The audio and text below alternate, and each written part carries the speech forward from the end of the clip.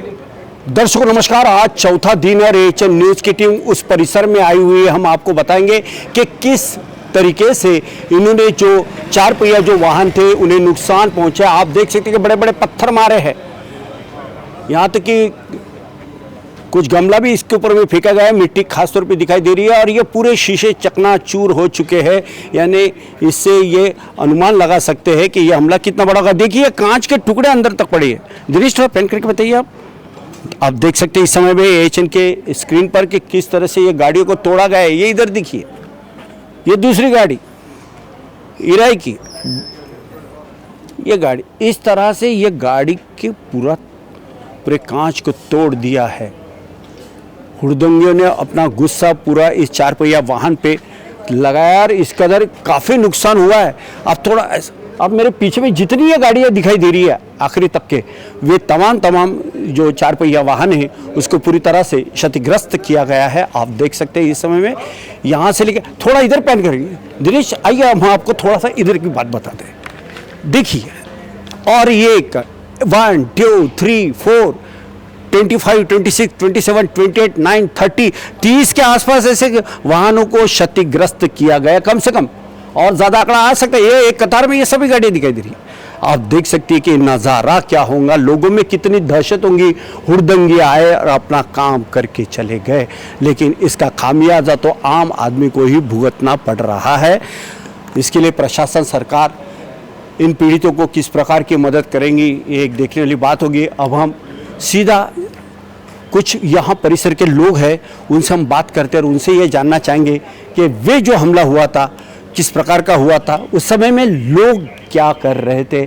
आइए तमाम बातें हम जानना चाहेंगे। आप थोड़ा पैन करके दिखाइए कि यहाँ पे एक शिर के परिवार भी यहाँ पे रहता है और बहुत से लोग यहाँ पे रहते हैं।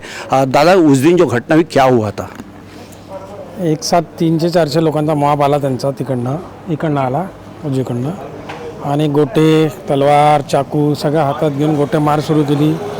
घरांवर दरवाजांवर लाथा मारल्या, पेटवण्याचाही प्रयत्न केला. एक कार पण पेटवली आणि जवळपास 15 ते 20 कार्स फोडल्या, टू व्हीलर्स फोडल्या. आमचा इथला कूलरसुद्धा फेकण्याचा प्रयत्न केला, टू व्हीलर पेटवण्याचा प्रयत्न केला आणि घाणेरड्या शिव्या देऊन. त्यावेळेस मॅक्झिमम लेडीज होत्या घरी आणि त्यावेळेस ते जे वातावरण जे होतं ते आता ते आपण इमॅजिन नाही करू शकत. तकरीबन कितने वो हुड़दंगी कितनी संख्या में, वो समय क्या था? 300-400 के आसपास थे और टाइम था 7:30 उनके नमाज के बाद ही हुआ है। 10 मिनट के बाद। उनके हाथ में कुछ शस्त्र अस्त्र थे? हाँ, तलवारी, चाकू सब थे उनके हाथ में। सलाखी के रॉड, बल्ला तो बहुत थी उनके हाथ में, और पत्थर कहाँ से जमा करके लाया उनका मालूम नहीं, लेकिन पत्थर के बोरे थे उनके पास में, और प्री प्लान के साथ में आए थे वो लोग। इतना समझ में आया हमारे को। बिल्कुल। कितना नुकसान होने का अंदेशा है? नुकसान अभी देखो, ये 15-20 गाड़ियाँ तो ये वैसी है, बाकी टू व्हीलर है, बाकी है देखो कितना। और कौन कौन से परिसर में इस प्रकार की तोड़फोड़ की गई थी? हमारी ये एक ही गली है, बाकी फिर वो उधर पुराना इस्लाम कॉलेज के पीछे की गली है। तो ये पुराना इस्लाम कॉलेज के पीछे की गली नहीं, बल्कि इससे सटे हुए जो परिसर जो आते हैं वहाँ की जो गलियाँ हैं, वहाँ पे जो घर मालिक ने जो अपने वाहन जो घर के सामने में रखे थे उसकी इतनी लचर हालत करके दे दी।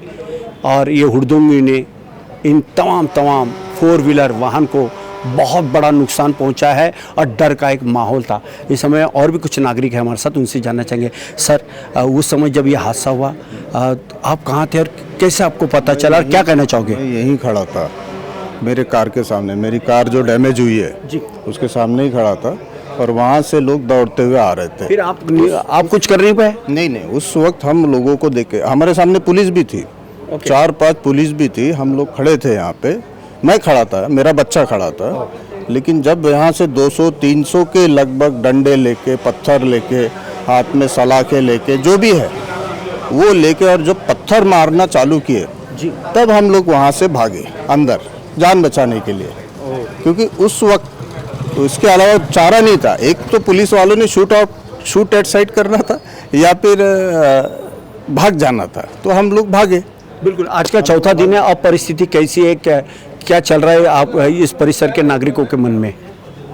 वो तो अभी भी घबराए हुए हैं, तो दहशत अभी भी है।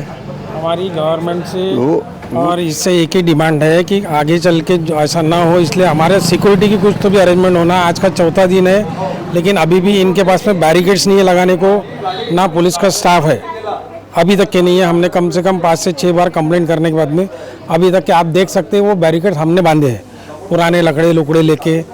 इनके पास में अभी भी कुछ नहीं है ना, हमारे को लावारी छोड़ दिया है लोगों ने। संचारबंदी 144 जो नागपुर के पुलिस कमिश्नर है डॉक्टर रविंद्र कुमार सिंघल, इन्होंने जो जारी किया है कर्फ्यू को लेके, अब परिस्थिति कैसी है, क्या कहना चाहोगे, कैसा लोगों का व्यवहार कामकाज हो रहा है? नहीं, कामकाज अभी क्या होना है, अभी तो जब तक ये संचारबंदी हटती नहीं कामकाज तो होना ही नहीं है। लेकिन सबसे पहले हमारी डिमांड वही है कि सिक्योरिटी जहाँ हुआ है वहीं सिक्योरिटी नहीं है, बाकी पूरे एरिया में सिक्योरिटी है।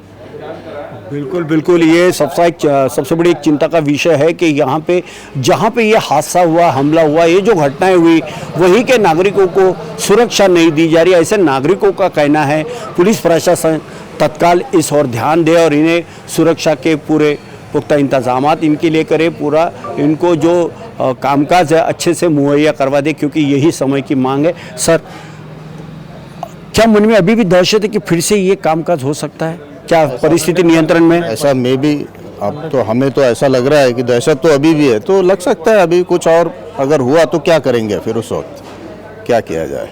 अब आप सरकार से क्या कहना चाहोगे, क्योंकि सरकार इस समय आपको सुन रही है? हाँ, सरकार से यही कहेंगे कि थोड़ा सिक्योरिटी दे, यानी अब सरकार भी क्या कर सकती है ना, जब वो अचानक ये सब प्लानिंग से, अगर प्री प्लानिंग से हो रहा है, हम लोग तो सोच ही नहीं पा रहे थे ना क्या हो रहा है। क्या नागपुर शहर को जिस प्रकार से आग के हवाले करने का जो प्रयास किया गया, कई वर्षों से आप नागपुर के इस गोद में खेले पले बड़े हुए हैं, कैसा लग रहा है, क्या कहना चाहूँगा? नहीं, उसमें क्या है जी, हम डरने वाले तो में से है नहीं, तो रहेंगे तो यही ना, अब जो होंगे और फेस करेंगे अभी, और जो भी है। बिल्कुल बिल्कुल, तो नागरिकों ने भी इस प्रकार से कुछ कहना चाहते हैं आप? नहीं, बस धन्यवाद। तो नागरिकों ने भी इस प्रकार का ये मन बना लिया है और बहुत बड़ा नुकसान हुआ है। सुरक्षा पुलिस विभाग की ओर से चाहिए, बार बार बताया जा रहा है। पुलिस इसके ऊपर में किस प्रकार से ध्यान देती है, क्योंकि पुलिस की संख्या भी आए दिन काफ़ी कम है। लोक संख्या जिस अंदाज में है उससे कई कम पुलिस की संख्या है। कम पुलिस और इतने बड़े हमलावरों को संभलना एक बहुत बड़ी टेढ़ी खीर है। ऐसे में भी उन तमाम नागपुर जांबाज पुलिस का अभिनंदन हर और सराहना हर और की जा रही है, क्योंकि वे डट के लड़े। तब कई अभी तो इतनी गाड़ियाँ जली नहीं, तो इससे भी जो परिस्थिति थी और भी भयावह हो सकती थी। इस ओर ध्यान देना चाहिए और नागरिकों को सुरक्षा होना, और लोगों के मन से अभी भी ये बात पूरी तरह से नहीं गई है। सब सतर्क रहे, अलर्ट रहे, स्वस्थ रहे, मस्त रहे, यही समय की मांग है। और सरकार इसके ऊपर में ध्यान दे और नागरिकों को न्याय दे, और उपद्रवी जो आरोपी है उनको सलाखों के पीछे डालना चाहिए, उनके ऊपर में कानूनी कार्रवाई होना चाहिए, यही समय की मांग है।